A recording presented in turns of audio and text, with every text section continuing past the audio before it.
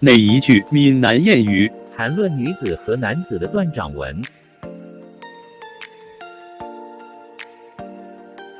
闽南谚语取材于台湾闽南语常用词词典。欢迎同乡们转发到自己的聊天组群，协助推广咱们的母语，多谢感恩。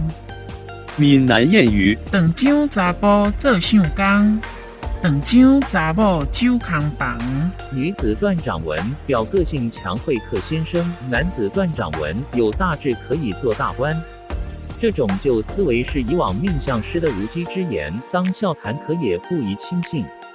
谢谢您的观赏，希望您会喜欢我为您制作的影片，请支持我，点击 subscribe， 然后再单击小铃铛。请点击下面观看同一系列的影片。